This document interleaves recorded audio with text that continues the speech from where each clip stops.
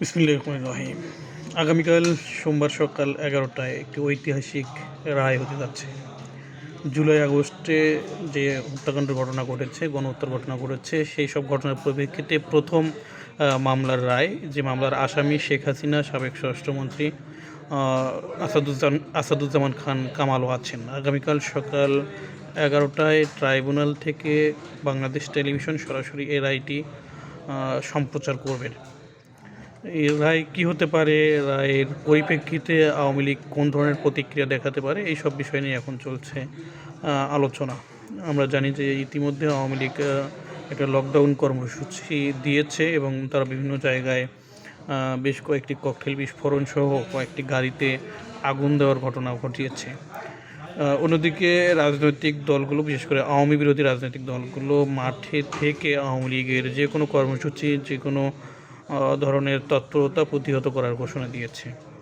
তো রায় কী হতে পারে, আমরা জানি যে তার বিরুদ্ধে যে অভিযোগগুলো খুবই গুরুতর। সরাসরি নির্দেশনা দেওয়ার, গণহত্যার নির্দেশনা দেওয়ার অভিযোগ তার বিরুদ্ধে আনা হয়েছে। তো এই ক্ষেত্রে বাংলাদেশের যে প্রচলিত মামলাগুলো বা রায়গুলোর যদি এক্সপিরিয়েন্স আমরা পর্যালোচনা করি, তাহলে এই রায়ে কী হতে পারে, তার সর্বোচ্চ শাস্তি মৃত্যুদণ্ড হতে পারে। তবে এখানে আরও কিছু বিষয় আছে যে আমরা জানি যে শেখ হাসিনা একজন নারী এবং তিনি ৮০-র কাছাকাছি একজন বয়সের মানুষ। আদালত এই বিষয়গুলো বিবেচনা করবে কি না সেটা হয়তো আমরা আগামীকাল রায়ের পরেই জানতে পারবো বা জানাতে পারবো। তো এই রায়ের পরিপ্রেক্ষিতে আওয়ামী লীগ প্রতিক্রিয়া হয়তো এ যাবৎকালের সবচেয়ে বড় প্রতিক্রিয়া দেখানোর চেষ্টা করতে পারে, সহিংস কোনো ঘটনা ঘটতে পারে।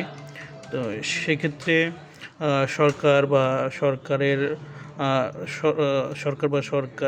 সঙ্গে থাকা রাজনৈতিক দলগুলো কীভাবে বিষয়গুলো মোকাবিলা করবে বা আওয়ামী লীগের কর্মসূচিগুলো কীভাবে ডিল করবে, এগুলো হয়তো আমরা আগামীকাল দেখতে পারবো।